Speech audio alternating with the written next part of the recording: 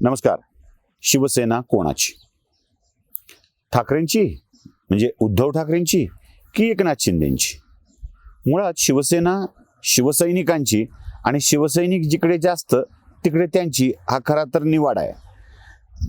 तो आता बाकी शिवसैनिक कोणाच्या बाजूने आहे हे ठरवून मग ते चिन्ह पक्ष कोणाला द्यायचं यावरचा निवाडा होत आहे. यासाठी सुप्रीम कोर्टामध्ये केस पण चालू आहे आणि या केसला सतत तारीख पे तारीख मिळते. मग या तारखेच्या विषयामध्ये संजय राऊत प्रेस कॉन्फरन्स घेतात, अण्णाभाऊ साठेंच्या कविता ऐकवतात, कित्येकाची रखेल झाली वगैरे.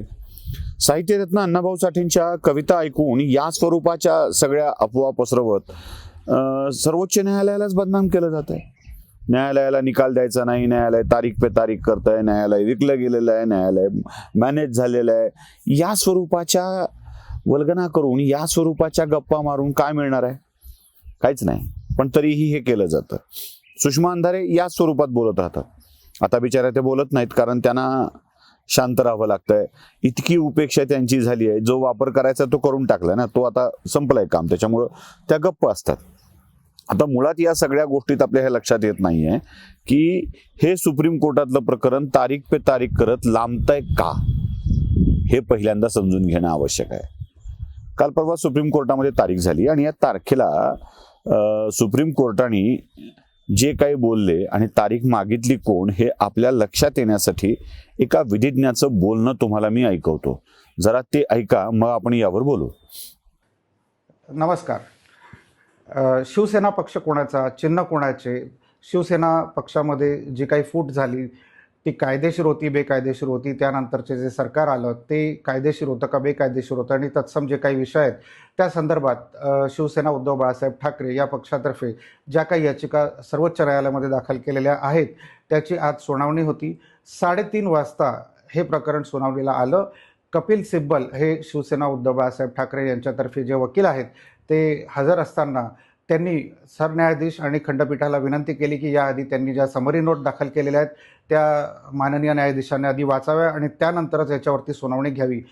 अशा विनंतीला सरन्यायाधीशांनी आणि खंडपीठांनी सांगितलं की आम्ही तुम्हाला 1 तास देत आहोत, सुनावणी सुरू करायची असेल तर आज आपण सुरू करू शकता.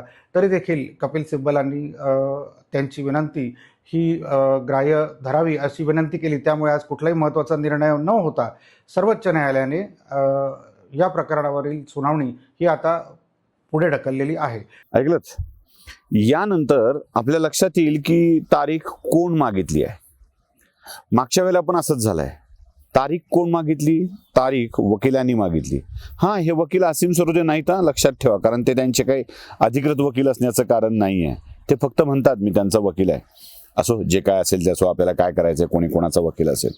पण या प्रकरणामध्ये सुप्रीम कोर्ट निकाल द्यायला तयार असताना, सुप्रीम कोर्ट सगळ्या गोष्टी ऐकून बोलायला तयार असताना त्यांनी आम्हाला पुढची तारीख द्या असं सांगितलं आणि पुढची तारीख मागून घेतली. मग काय, कोर्टाने देऊन टाकली. आता पुन्हा हे बाहेर येऊन तारीख पे तारीख होत आहे, आम्हाला तारीखच मिळते, आम्हाला काय होत नाही असं म्हणायला मोकळे आहेत ना. सोपं असतं हे सगळं बोलणं, सोपं असतं.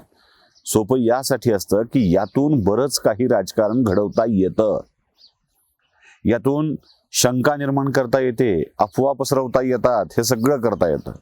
माझा तर दावा असा आहे की लवकर निकाल लागावा अशी उद्धव ठाकरेंचीच इच्छा असणार नाही आहे किंवा नसावी सुद्धा. कारण निकाल लागला आणि गेलं हातचं तर काय घ्या, किंवा हे चिन्हच गोठवलं, पक्षाचं नावही गोठवलं तर काय घ्या.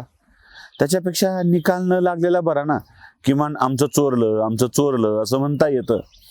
किमान पुढच्या निवडणुकीपर्यंत तरी काही बोलायला, काही मुद्दे मांडायला जागा शिल्लक राहते. त्यामुळं हे तारीख पे तारीख होणं हे उद्धव ठाकरेंच्याच मनातली गोष्ट आहे असं वाटायला लागलंय.